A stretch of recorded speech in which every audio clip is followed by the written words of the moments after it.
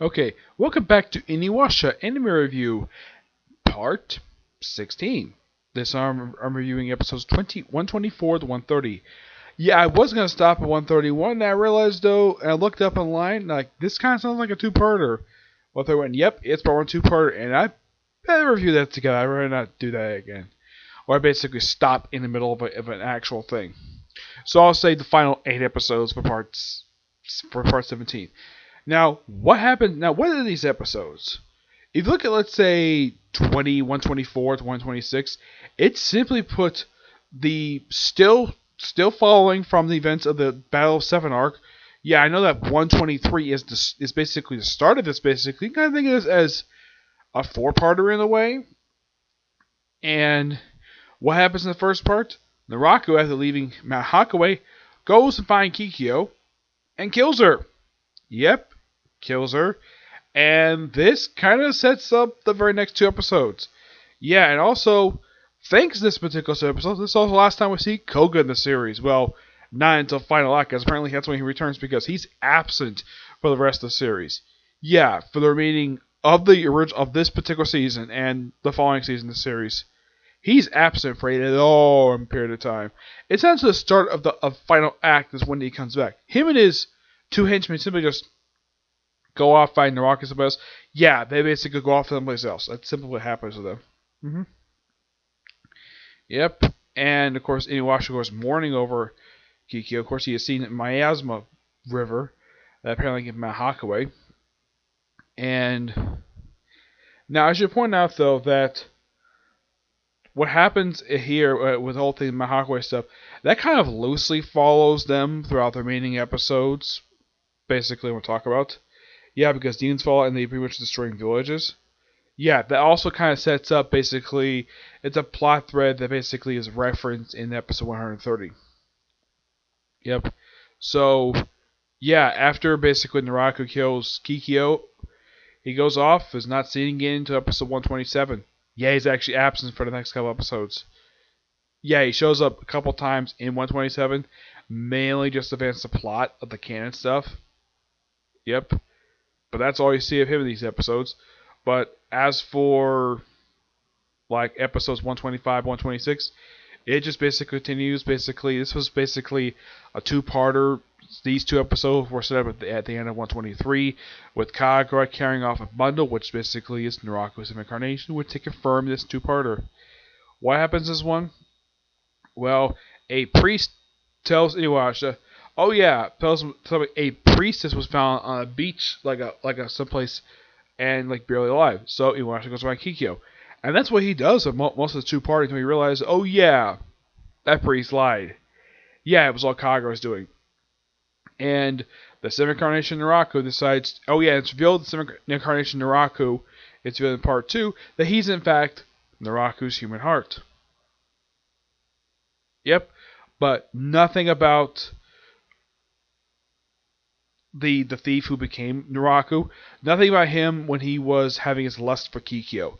Yeah, apparently it's revealed that there was during the actual 20-minute episode, which helps set up this particular episode, that there was these big clumps of disgusting looking flesh, and apparently this basically was a way for Naraku to get rid of Onigumo. And what was left of that basically became this baby. Yep, and this baby, his plan was simply this: mind control Kagome to find the remaining shards. Oh yeah, and Kagura is basically his subordinate, not like. This might be Ki's most recent incarnation of Naraku. Kagura is usually the one in charge of these ones because she was the second one created. But nope, Kanna, her sister, does nothing really all that much.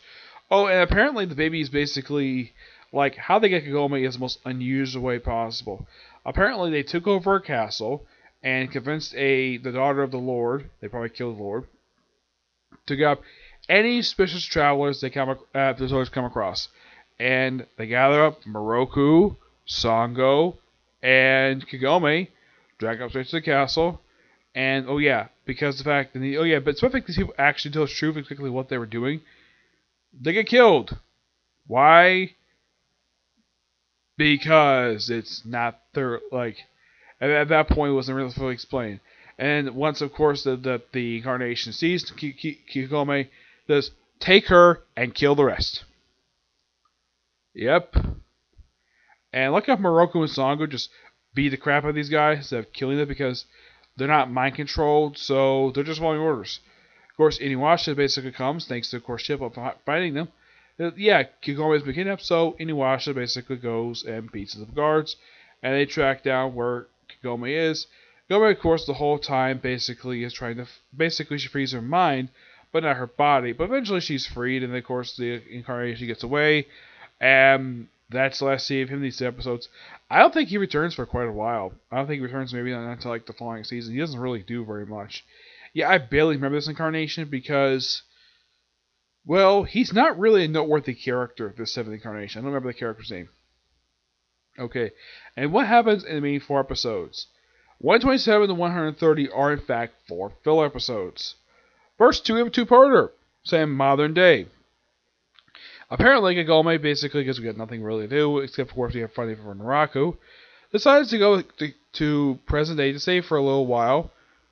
Well, because usually when she goes to modern day, she because the test is coming up. That's the usual thing. So she decided to just relax and promise some dry food. Yeah, this whole dry food thing, which will be demons, by the way. Yeah, this is just a loose setup basically for this entire two-parter.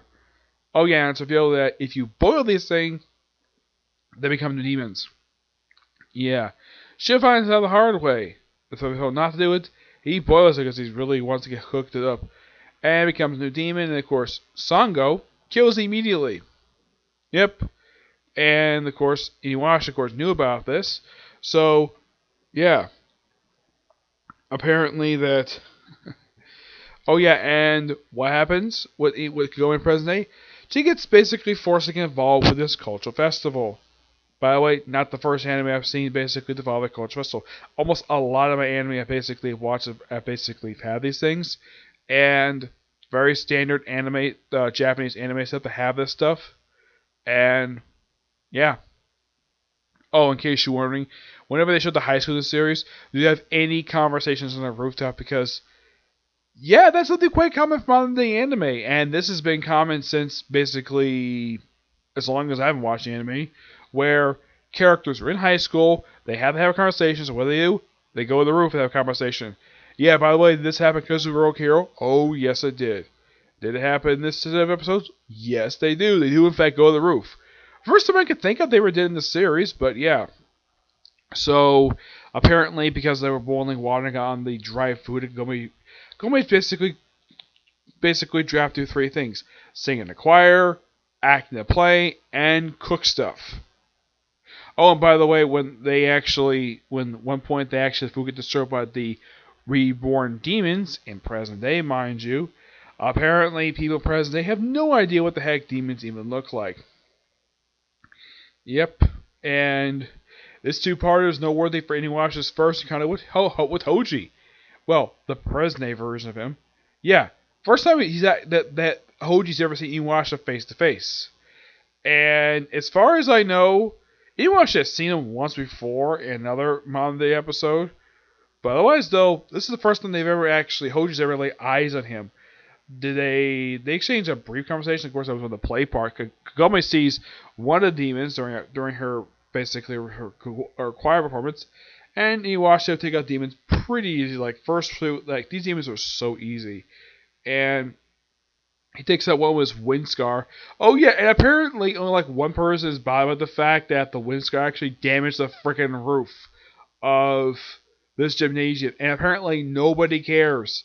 The fact that Inuyasha, who is Kagome, well, they haven't officially started dating yet. They will eventually date, and apparently no one has a problem with the fact Kagome's boyfriend pretty much made damage to public property. Yep.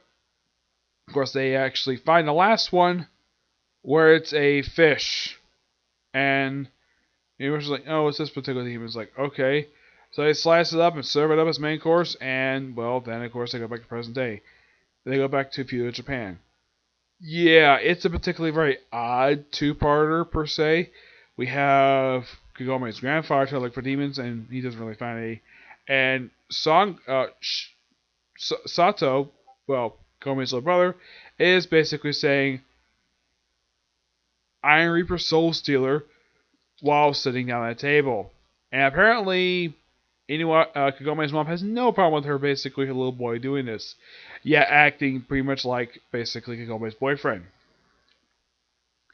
Yep, and they go back to Fuel Japan, which they're actually stuck here for a little while, actually. Yeah. And now we have the 2 episodes. Oh boy, these episodes.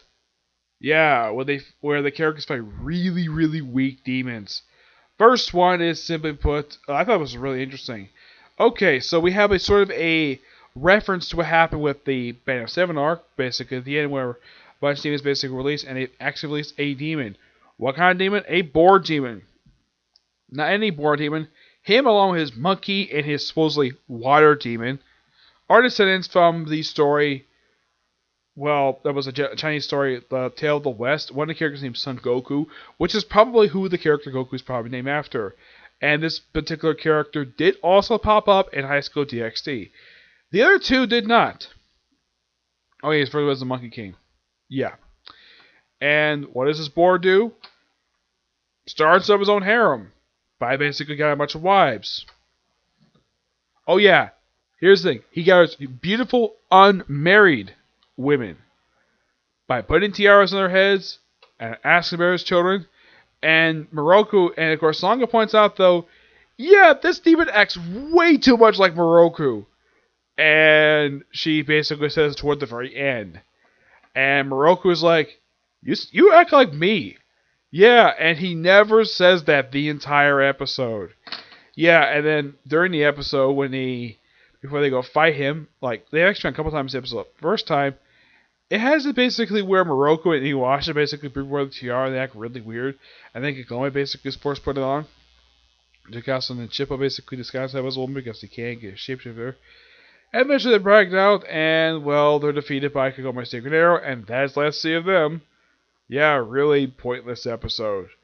Next one is a Shippo standalone episode where he's got a crush on a girl who's a little bit older than he is. And apparently he comes across some fox demons who declare him a hero for some reason. I have no idea why. Despite the fact he never actually really defeated any. Yeah, he's only officially defeated like one demon. Oh yeah, and also, just like the first one, we have to have a freaking Salamander demon. For some reason.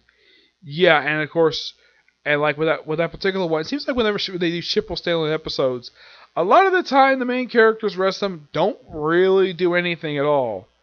The whole episode. They pretty much, like, Inuyasha does pretty much nothing the whole episode. And of course, well, Shippo does kind of remove the heart scar, which basically is biting people in the butt. Yep. Oh yeah, and also at one point he betrays the woman he likes, the girl he likes, and she basically just put her tongue at him, and that's that. It has a funny ending to it, but it really meant nothing. I would say of these 7 episodes, the first 3 are actually pretty good. The 3 canon episodes. The first, the 2 filler episodes, I think that the stuff in modern day was actually done really well, and the demon stuff was just. It felt like though that part, because the series no characters like demons, that felt really tacked on. That the writers probably were told by the higher ups, because the show follows demons, have them fight demons in present day. For some reason. Yeah, and here's kind of the thing. Do you know how many times they actually fought demons in present day? Officially, I think in canon episode, I think it fought once. In the anime, this is the second time they actually did it.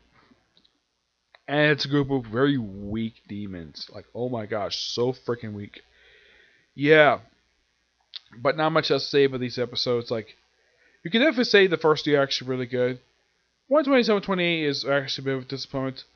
130 and 129, 130 are pretty pointless episodes.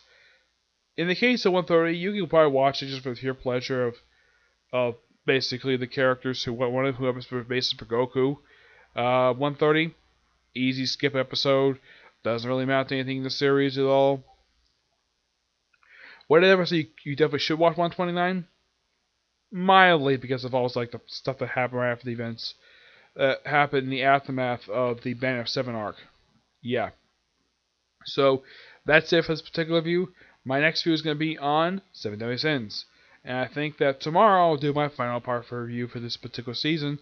And then I'm going to do a case closed movie. Yep, my first of 3 I'm going to do. Which I'll do one after this season, the next season, and one after the series is concluded. Yep. But until I see you in the next review, which will be 7 Deadly Sins, which will be up soon. Bye.